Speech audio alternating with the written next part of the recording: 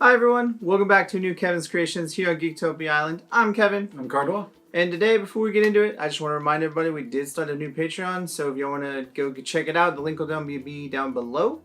But without further ado, we're going to delve into the new deck that I got, the Crimson Bones. Ooh. A lot of people asked for Scarlet, so we're here, we're playing Scarlet. Yep. The Dusk Girls, for those that don't know who Scarlet is. So, the ruler is red. Or she's black, but she's red, black, and energized. So she's, I don't know. Black ruler with red ability. So it's kind of a red ruler. That's how I look at it. Anyways, Dusk Girl. She judges for 1 black. Play this ability only if you have no cards in your hand. So, I mean, it's kind of a catch-22, but it's worth it if you get there. Oh, yeah. She energizes for a red or a black. And you can pay a red, discard a card. This card deals 500 damage to target Resonator. This card deals 700 damage instead if you discarded a dinosaur. Which 700 is a magical number for sure. Yeah, 700 is a lot more than you think it is, so it does a lot of work. But when you Judgment, she turns into Scarlet the Crimson Beast. She is a 10-2 with swiftness, imperishable, precision, and first strike. Yep. Awesome. Damage can't be prevented.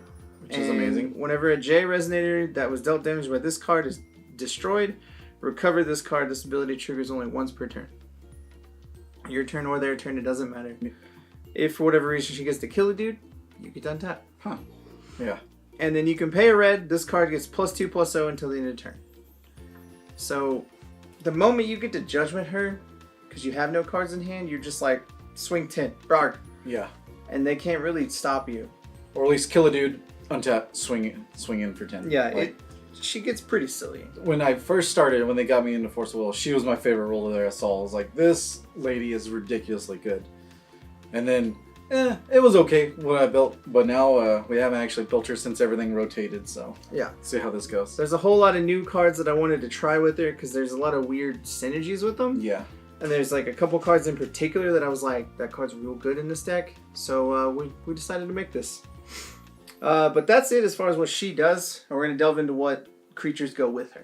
And the best thing about her that I remember why, like, there was a bunch of imperishable hate back then. Nowadays, not one single, no one cares for it. That's not a thing anymore. She can destroy people once you get there. Yeah, all you got to do is have Null once, and then you're going to be in top deck mode after that. So you just play 1 card, and then you're like, Judgment again. Thanks. And even if the green decks want to flash in there 14/14, you just pay 2 mana or 1. We'll get to that, and then yeah, who cares? Yeah, pretty much at that point. All right, yeah, we'll get into the creatures here. Bird of Demise. It's a 2 black, quick cast, 6/6. Not a flyer, even though it's a bird. Yeah. But it has Null. When this card is put in the graveyard from the field, your opponent loses 600 life unless they banish a Resonator. Which can get there. Yeah, and Null just means you have no cards in hand. Yeah, that's the whole thing with her. Yeah, so if you have no cards in hand and that dude dies, cool. Things happen. Yep. Also a dinosaur. Keep that in note. Yeah. For the 700. So if you need to pitch it to be like, shoot that thing for 7, do it. Yep. The next one is Blackwing Dinosaur. 2 black, 8/6, does have flying. This card gains -1, -0 for each card in your hand. So it's a 8/6 for 2, which is pretty good with flying, so evasions. And hopefully you can discard enough to where it matters. Yeah, so I mean, if the first 2 cards, your whole goal is to not have a hand. I mean, it sounds weird, but that's your goal. The next dude we got is Dread Touch, and I mean, he's good. Dread Touch is so good. So it's a red and 1 for a 4/6 with swiftness dinosaur. Yeah. When this card attacks a J/Resonator, this card gets +6/+0. So it's a 2 mana, essentially 10/6 that attacks it when it attacks a creature or Resonator. Ruler. Yeah. Or ruler. You're just like, your dude's there, swing 10, because I can.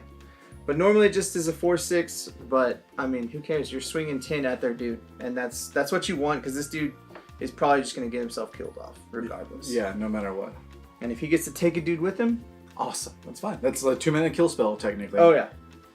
And go ahead and talk about your favorite so, card ever. So Baby Girl's in this deck still. I mean, it's a darkness deck. She's probably going to be there. Exactly. Jeanne Dark, Man Maiden, 2 black for 7/5. This card gains swiftness and essentially eternal. Or this card cannot be destroyed as long as you control 2 or more Resonators. 3 or more Resonators, I'm sorry. If this card would deal damage to a J/Resonator, put that many -1/-1 counters on that whatever. Yeah. that's what's so good with her, because if for whatever reason you don't have Scarlet, you have Dusk Girl, you could swing into something to give it minus counters and then shoot it with Dusk Girl's ability for 1 red. Yeah. To make your life so much easier.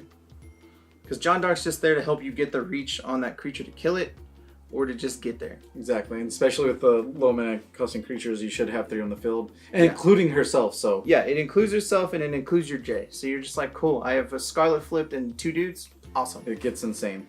And the next one is Disgraced Knight, 3 black, 8/7, but you can pay 1 black, remove 3 darkness cards in your graveyard from the game, put this card in the graveyard to the field, play this ability during your turn. So discard it to Scarlet, killing something, and then later just bring it back. He's one of those cards pretty good that I really wanted to put with this Scarlet because it's kind of insane. Because you don't lose anything from him. So you pay 1 red, you shoot a dude, and then you pay 1 black and you get a dude. Okay, it's good. Great. Yeah. I'm not losing any value out of that. The next card that also does not really lose value, I mean it does a little, but it's the Sand Dragon. 2 red and 1 for a 10/10 flyer. When this card is dealt damage, destroy it. Whenever a J ruler or rune you control deals damage to your opponent, put this card from your graveyard into your hand. So essentially, if you have Dusk Girl flipped into Scarlet and she gets to hit them, you get free Sand Dragons back. So when they kill Dusk Girl, when she flips back to the other side, you're just like, pitch Sand Dragons, shoot those things for 5. Yeah. Because I can. It's pretty silly. And then flip, kill a dude, swing into the player, like... she's getting me excited to play her again, to be honest. I just love that mechanic. You just get so much extra value out of a Sand Dragon and a Disgraced Knight because they're hard to keep dead. Yeah. Unless you remove them from the yard or remove them from the game, they're hard to keep them dead. Oh yeah. And that's what's so good about the way this works now. The next dude we got, and the final actual creature of the deck, is Vice Leader of the Chivalrous Thieves Blazer. Long name is long. Yep.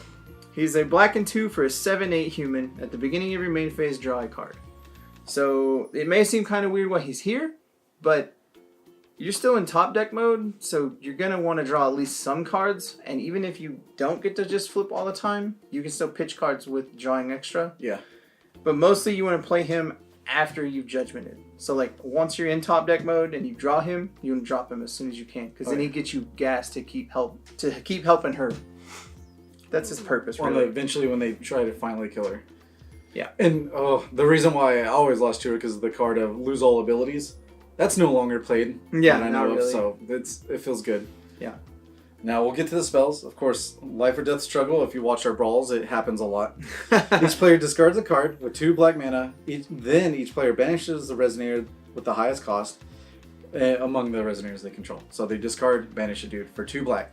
You have to do it too, but you don't care. Yeah, essentially that card helps you because you're losing a dude in the yard, which it sounds bad, but 3 of your dudes come back for free. Yeah. Or relatively cheap, and then the other card gets all your dudes back. And then... and you want your hands to be small as possible for Scarlet anyway. Yeah. You're already wanting it to be small. Yeah. Next up is Faith in the Darkness, and it's, again, one of my favorite cards because it goes with Jeanne d'Arc. Yep. It is 2 black for a chant. Look at the top 5 of your deck. You may put a 2-drop or under Resonator from among them into play. If it is a Jeanne d'Arc, she gets 2 counters and swiftness and first strike, period. Just too good. Awesome. Ridiculously powerful. It's insane. So you're just like, turn 2. I get a 9/7 with first strike. Barg. Swing. And I mean, there's not a lot of people can handle that on turn 2. Right. It's pretty good. All right, now this one replaced Heavenly Fruit pretty much with Scarlet because it's just so much better. Yeah. That way. Yeah. It's a March of the Dead. 1 darkness. Put target Resonator with total cost 2 or less from the graveyard into the field. Put up to 1 second target Resonator with total cost 2 or less from the field if this card is awakened. So basically, Heavenly Fruit was pay 1, discard your hand. You can play any Resonators from the graveyard this turn. With this, for 3 mana, you get 2 dudes. When Heavenly Fruit, you paid 1 black and then paid up to 3 or 4 or 5 mana, like just for 1 or 2 dudes. Yeah. So this one is just way better. So in my opinion, what makes March of the Dead so much more disgusting is, like you said, you get more value out of it, but on turn 5, when you have 5 mana, you can essentially get 3 Jeanne d'Arcs and they can't answer them the rest of the game. Right. It's insane because you're like, play 1 Jeanne d'Arc, and if they don't do anything, you're like, cool, great. March of the Dead, and hope to God they don't do anything because you're just like, cool, get 2 Jeanne d'Arcs because you played it for 3 and then 2 for her. Yeah. So 5 mana, you get 3 7/5s that all get to attack and all can't die. Awesome. Yeah. And that same 5 mana for Heavenly Fruit, you would only get 2 dudes back because it's 1 black and X, where X is their cost. So you essentially only get 2 Jeanne d'Arcs. So same mana, you get 3 dudes instead of 2. Yeah. Yes, it's not as easy to get Dusk Girl to flip with this card, but in the long term, I think March is just better. Yeah, exactly. And of course, the next one is Lethal Arrow. It's really good. 1 darkness, quick cast, destroy target damage resonator, and that's just with Scarlet. You just damage them, ditching something, and then kill it. Yeah, because there's a lot of dudes that are going to be over 5 or over 7, and that's where Lethal Arrow comes in, because then it's just 1 red and 1 black. Deal 5 to that 12/12. Kill it. Kill it. Done. Get off my board. Get out of here. And then that's it on that guy. And the last card I got is Luka Corruption. It is 1 black for a chant. Look at your opponent's hand. Choose a card with total cost 4 or less. They discard it. If this card is awakened, you get to choose another card with total cost 5 or more, and they discard that card as well. So an awakens for a black and 1. So 3 mana, you get a 4 or less, and then a 5 or greater. But more importantly, just the 4 or less. Yeah. Nowadays in the meta so far. Yeah, the major thing and the reason I wanted this card is because it gives you knowledge of what they're doing. Yeah. Regardless of what you get, like, you're going to get something, so that's not really a big deal. But it gives you knowledge of how they're going to play and what they're wanting to do. Yeah. And you need to be able to set up how you want to do things. Exactly. Either like they have creatures, so you want to ditch your creatures to kill them, or play all your dudes as fast as possible because they can't handle the onslaught. Yeah. Like, in this, knowledge is power like everything else. Yep. But, like, Luka Corruption just gives you that much more of an edge because you're like, hey, I know what you're doing. And you don't have this card. Yep. But that's it, really, as far as the deck goes, the main 40. I do have Null Magic Stones for the Stone deck. They're the red-black duel. Yep. Because they're the only duel that is kind of good right now. Yeah. And it adds a black or it adds a red and you take 2. And then Null, you can banish this card to produce a red and a black. Will never happen, ever. But it's still good. Yeah, but yeah, it's mostly there to just have the black. And if you need the red, take the 2 and be like, shoot that dude. Yeah. Next up is Stone from the Dark Castle. It's there to just give you a mystery counter. And really the mystery counters for any kind of sideboardy mystery cards you want to use, like Glint or anything like that. Yeah. But that's really the only reason it's there. Otherwise, you can just play the Darkness Magic Stone. It's pretty much the same nowadays. And then the final stone that is a new stone is the Magic Stone of Dueling. It is produce a red or tap produce 2 red. Spin this wheel only to play activate abilities of J rulers you control. Really good. So Scarlet's little pay 1 red, she gets +2/+0 as an activate ability of her J ruler. So you're like, cool, I get +4/+0 for 1 stone. Yep. Awesome. Kill your big dude, or swing in for a crap ton if you have multiple of those. Yeah, you're just like, cool, because you can have up to 4 of them, but I only ran 3 because I don't... Red's not really a huge number in this deck. Like, the most time you're using red is to pitch cards. Yeah, you have a lot of double and triple black here. Yeah, so you want to be mostly black. That's why I chose only 3 instead of 4. You could do it more red if you wanted and put a 4th one in, but I chose not to. Yeah. But that is it as far as the deck goes. I do have quite a few honorable mentions, but we'll get through those pretty quickly. Honestly, one is you could put more Luka Corruptions in. Depends on how hardcore you want to discard. But there's Null Darkness, which it's really there in case you need a J ruler kill. Mm-hmm. And as a red and black quick cast, destroy target Resonator, Null, destroy up to 1 target J ruler. So for it to trigger both, you have to have both targets. Yes. You have to have Resonator and they have to have a J ruler. It doesn't have to be their Resonator if they have a J ruler. You can kill one of your dudes. Yeah. And then kill their J ruler. I chose to put it in the honorable mentions because I have Lethal Arrow and a whole bunch of dudes to discard already, so I don't really think I need another kill spell. Yeah. But it's there just for the J ruler kill is mostly what it's for. We got a couple aggro cards that are good against them, like Kurosaurus. He is 1 black for a 3/3, and with Null he gets +3/+3 in precision. So if you have no cards in hand, he's a 6/6 for 1 with precision. That dude kills everything. Yeah. Like literally everything right now. He's not the best, but he has a dinosaur, so if you need to pitch him, you deal 7 instead. The other one is Wanderer in the Abyss. He is 1 black for a 1/1, and he's just a zombie, but you can pay 2 black, put this card from your graveyard into your hand. So again, it's free fodder to pitch to Scarlet. So if you need to have more creature kill, bring these dudes in and be like, hey, cool, pitch these, put them into play, block, do it again. And then the real good cards for the aggro matchup is Gatherer of Despair. It's a black and 1 for a 6/5. When he comes into play, your opponent loses 2 and you gain 2. So it's kind of a bleeder effect, but with March of the Dead, it's kind of insane. Because you're like, cool, play this dude, you lose 2, I gain 2, block. Oh, let's bring him back. Yeah, it's pretty cute. Another one that's very similar to it is Vampire Bard. It's a black and 1 for a 5/4. When it enters the field, it deals 3 damage to target player or resonator. You gain 300 life. So it can shoot a creature too, so it's kind of cool in that regard, but I mean, either one's fine, or you could use both just to be like, I want all the life gain. I feel like a vampire that's a bard definitely plays the organs. Definitely. I feel like that's its instrument. I do have another big dinosaur, like a big threat if you need it for like a control matchup, and it's Voidosaurus. He wasn't there at the start, but I chose not. I was just like, I don't. Yeah, he's cool, but I agree. When I played with him, he's kind of like, all right, but he's gonna die. Yeah, he's a 6-drop, 14/14 with Null. He's cost 4 less to play. 2. So 2 mana, you're a 14/14. But I mean, it's just kind of meh. Really, really he's good, but there's so many good creatures out there that kind of do the same with abilities. Yeah, and he's just a vanilla 14/14. Yeah.